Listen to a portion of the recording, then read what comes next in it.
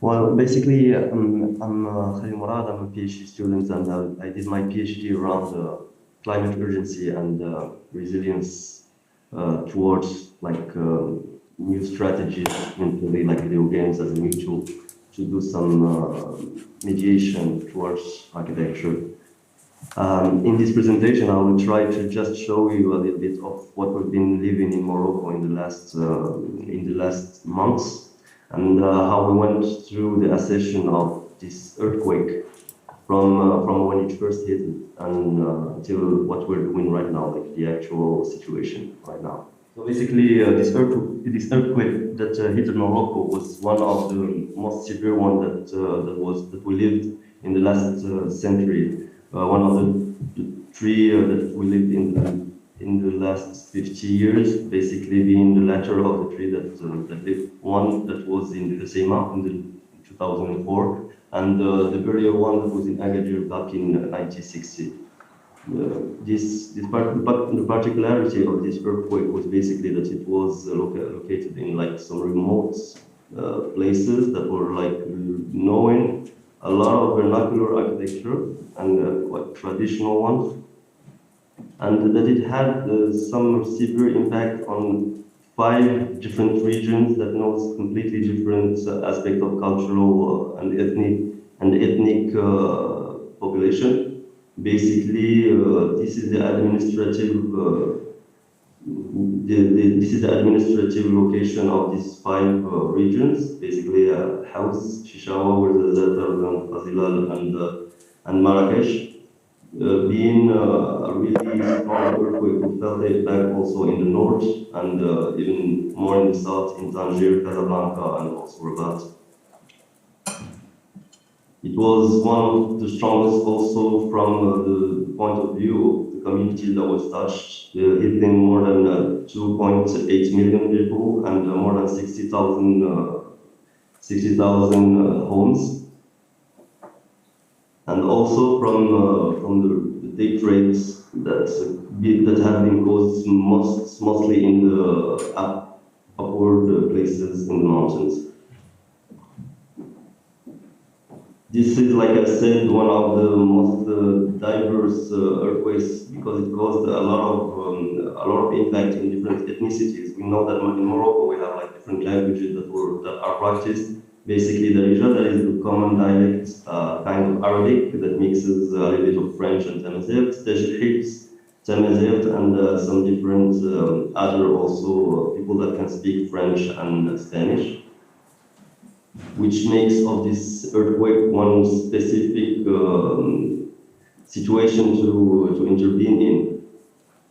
You can see that from here we have like the category of people that we were facing through this reconstruction. Basically, we have a really low rates of income. And we can see from this map the average of impact of one of the cities that was the nearest to the epicenter, which is Niakou. You can see the picture before the earthquake and right after right after it at our right, and also the impact on the landslides and roads. How this created like a really complex problem to reach these communities in the first months. Also to keep in touch with them and give them aids in the first hours after the earthquake. This is typically one of the most impacted villages, which is like the village of El Sil that knew a really high rate of deaths through this. We can also notice the kind of material that is being used. Basically, the one that I would promote, I think, through my presentation right now. Right after the earthquake, we've been mobilized as an association to do some assessment of these localities through going to different regions, basically different kind of regions, and see the amount of impacts in order to give a report to the Ministry of Habitat so they can quite manage and know exactly where they're facing. We've been facing a lot of difficulties. Eventually, the isolation of the areas Also, the different characteristics of these materials, we can notice that some villages have like centuries of this, and they're more like more than just vernacular architecture, but they have also a lot of history that is hidden in the premises of these kind of houses. And we can notice that we have like material that goes from rammed earth, like different kinds of earth, adobe, and also plate stones.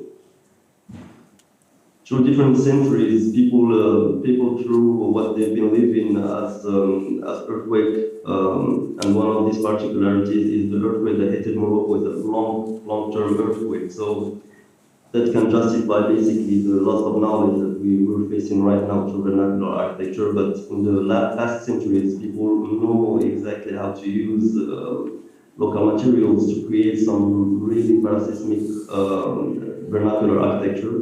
Those ones are still standing even after the earthquake that we just lived. And we can notice also some cement and concrete that was raising up in these villages, even though they're really remote, and some mixed and hybrid structures that creates a lot of pathologies and that created a lot of deaths. Basically, we have different types of damages that were noticed. The ones that are due to the dust and the crumbling of raw materials like earth and stone. But also we can notice some fragilities in the cement and concrete walls due basically to no proper chaining and or quality of the concrete. We can also notice that the knowledge that has been lost is also noticeable in the vernacular architecture, and then through the joints opening that we can see in these latter pictures. They are basically due to a lack of chaining and big openings sometimes, and also, like I said, a loss of knowledge.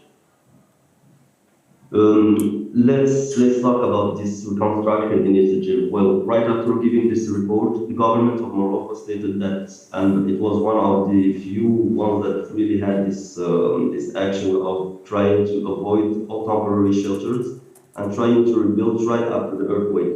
So that created, like in the first weeks, a kind of urgency in the accession of this earthquake, but also created, like, pushed also the architecture companies to find some solutions that are quite innovative.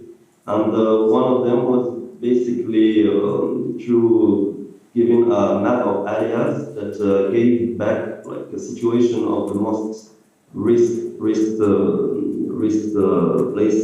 through reconstruction, and try to create a case-by-case assessment of reconstruction. In this case, we had this village that was like in a place that was qualified as a high area and seismic area place. It was like right beside a river, and so the village couldn't be rebuilt right in place, and the government decided to rebuild the whole village in another place. Well, unfortunately, we had a promoter that gave a donation of like 7 acres to rebuild this village, and we could, through our association and also as an office and promote our way of giving back some knowledge through raising up the techniques of rammed earth materials, but also stone materials, and trying to give back this knowledge through paraseismic and stating out that we can do it without concrete, but we can do it also through quality of building. This village was situated at 1,000 meters of height, right in one of the 5 regions that I was discussing a moment ago.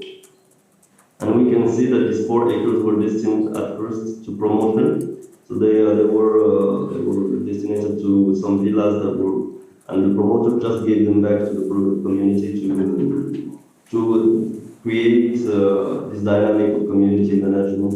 Also trying to get back also the money that will be given by the authorities to the population.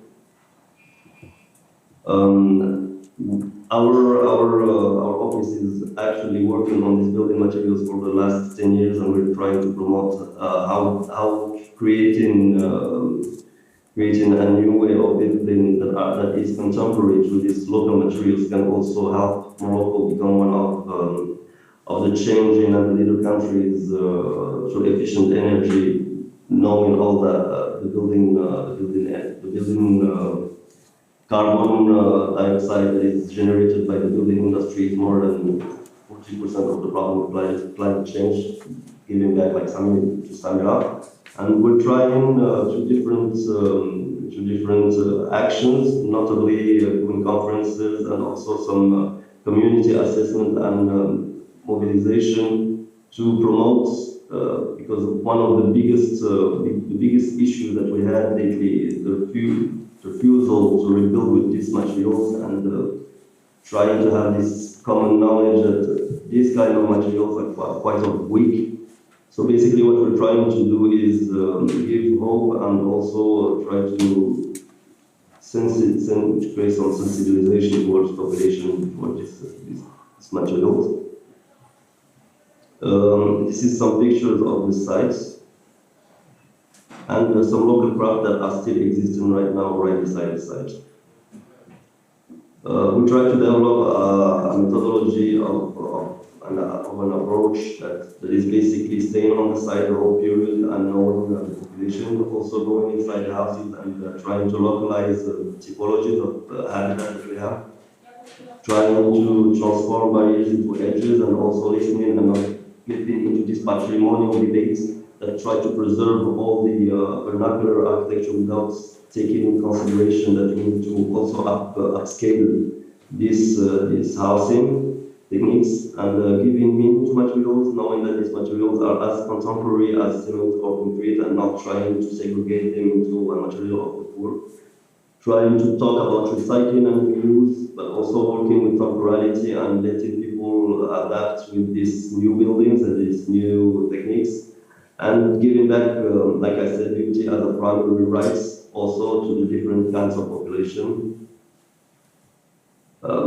This approach is basically acts on the climate issue, so we tried the most we could to avoid all imported materials and to work as much as possible with what we had in local place, but also trying to adapt the agriculture to some more sustainable ways of using water and having this tree scale of agriculture that we've been losing more and more in Morocco.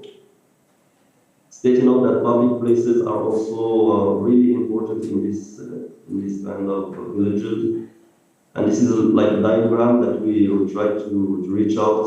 The blue squares are the housing, also trying to push up the equipments that were missing in the region.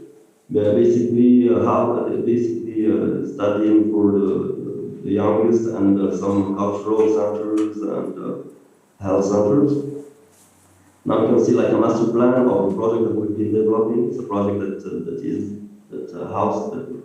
that aims to house more than 200 villagers in this 7 acres, and also getting some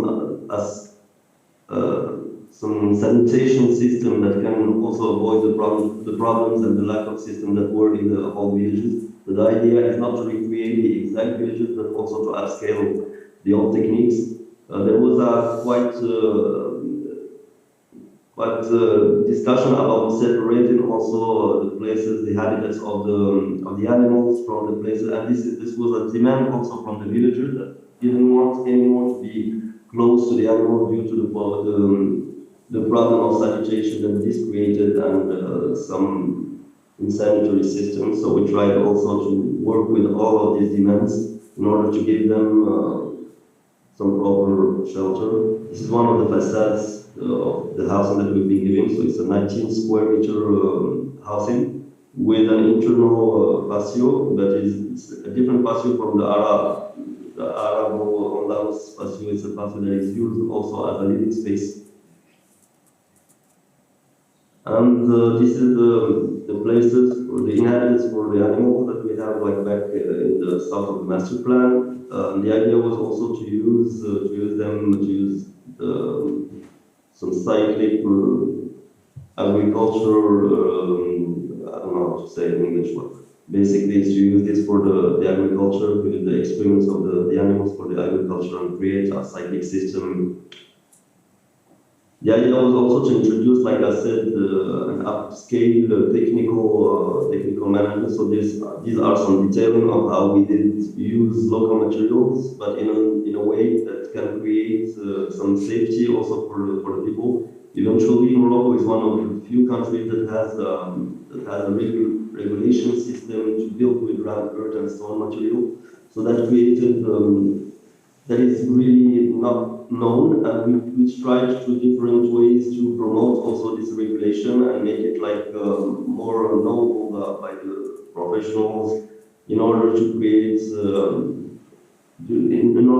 a quite sustainable rebuilding system for after the earthquake. Basically, this is a render of the project, and then I can show you the state that we're in right now. So this is an basement of the prototype, the first prototype that has been built. So it's a cyclopean basement using local stone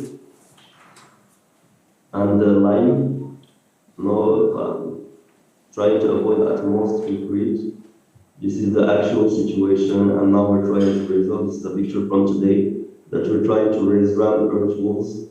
We're hoping that this operation will reach its utmost by the end of the year in order to give shelter back to this population. And one of the problems, but also one of the opportunities that these people have is basically we're really noticing climate change right now in Morocco. We didn't have any rain for the last 2 or 3 months, and we know that it's really sunny right now. It's basically 30 degrees. But since people are still living in shelter, I think that's something that created this opportunity to rebuild right after the earthquake. So thank you very much. Thank you.